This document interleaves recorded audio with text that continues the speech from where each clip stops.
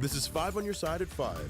Focused on you. Israeli forces launching massive airstrikes after Gaza militants launched a surprise attack, leaving hundreds dead and thousands more hurt.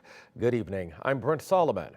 Prime Minister Benjamin Netanyahu says Israel is at war. The Palestinian Islamist group Hamas took Israel by surprise with the biggest attack in decades. Militants fired thousands of rockets and entered Israel by land, sea, and air using paragliders. QuikTrip reports.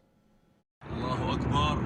A surprise attack Saturday by Hamas left dozens dead in Israel. Gaza militants launched thousands of rockets, and shortly after daybreak, Israel responded.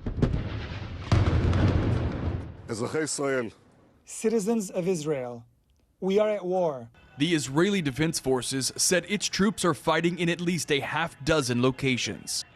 A very severe morning. We are very much now focused on sending forces to these locations where there's ongoing fighting. Israeli rescue services estimate at least 200 Israelis have been killed in the violence and hundreds more injured in Gaza. More than 200 Palestinians have been killed, with more than 1,600 injured, according to the Palestinian Health Ministry. Some residents of two different villages in southern Israel near the Gaza border told Israeli TV that militants were trying to break into their homes. Hamas also claimed to have captured several Israeli soldiers near the border. And this video, geolocated by CNN, appears to show Gaza militants taking Israelis captive. President Joe Biden says he spoke with Israeli Prime Minister Benjamin Netanyahu and offered his full support and condolences to Israel. The United States stands with the people of Israel in the face of these terrorist assaults. Israel has the right to defend itself. Saturday's assault comes on the 50th anniversary of the 1973 war in which Arab states blitzed Israel on Yom Kippur, the holiest day of the Jewish calendar. I'm Rob Kirkpatrick reporting. Be sure to look for in-depth coverage of the conflict in the Middle East coming up at 5:30. You can also find updates on KSDK.com and on the 5 on Your Side app. Turning now to your weather first forecast, you're taking a live look outside. Another beautiful fall day, but we could see some more frost overnight. Meteorologist Gary Frank now with that and more. Hey, Gary. Hey, good evening, Brent. Yeah, it was a much cooler day, and that's what it felt like. It felt like the fall finally as we start off. Very cool in the morning, and we didn't warm up all that much this afternoon. It's starting to feel more like fall as we see the colors in Chesterfield.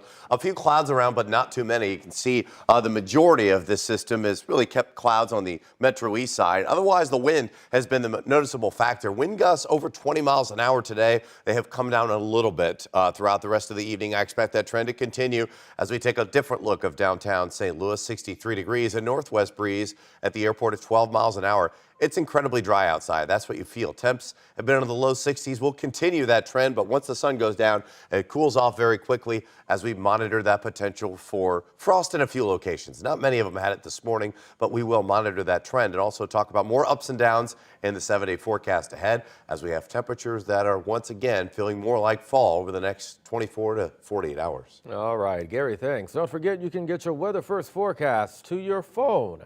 Text the word weather to 314-425-5355. We'll send you a link.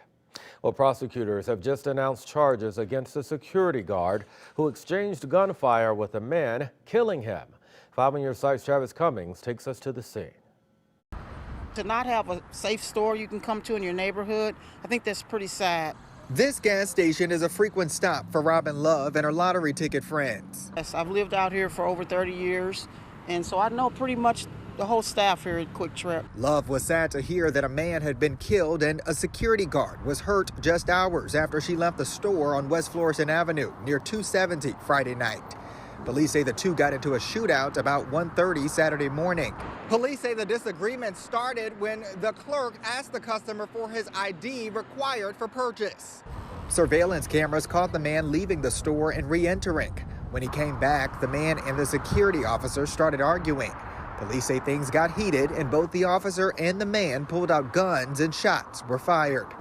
The man was shot and died at the scene, and the security officer suffered non-critical injuries. Police say his bulletproof vest saved his life. And I always say to him, be safe, because you see a lot of nonsense in their neighborhood. There's a lot of individuals that have been banned from up here that come back harassing people. So it makes you not want to feel like coming up here to your own neighborhood store. Love says things had improved for the store over the years. Because they changed security, and these guys have been great. Much, much better than any security they've had in the past. But stresses this is another example of why we have to address root issues. We need to step up and make some changes, big time. Travis Cummings, 5 on your side. And here are some new details we just got on that arrest. Security officer Maury Adams is charged with voluntary manslaughter and armed criminal action. Bond is set at $50,000, cash only. Belleville police are investigating a deadly shooting just a few blocks away from a chili cook-off. It happened around noon at North 1st and West B Streets. Someone opened fire several times, killing the victim on scene. People attending the chili cook-off could hear that gunfire. Police say the shooting was not related to that event. They do not believe anyone there was in danger. So far, no arrest. Friends and family of a detainee who died at the St. Louis Justice Center 1 week ago are remembering him. Today, a balloon release outside of the jail. Juwan Carter suffered a medical emergency while in custody. He is one of 10 people who have died at the CJC in the last 2 years. His mother says those lives mattered. He has a mother. He has children. He has grandchildren. And we need answers. And that's all we're saying. We need answers. Why did it take you so long to even contact me? Juwan Carter was 44 years old. His family has set up a GoFundMe to help pay for his funeral expenses. You can find that information and more on KSDK.com under As Seen on TV. Well, this week, the city of St. Louis announcing a new plan to increase medical care at the jail. Leaders are creating a chief medical officer position and 10 new support staff positions. Right now, the jail's healthcare provider, Corizon, filed for bankruptcy this year.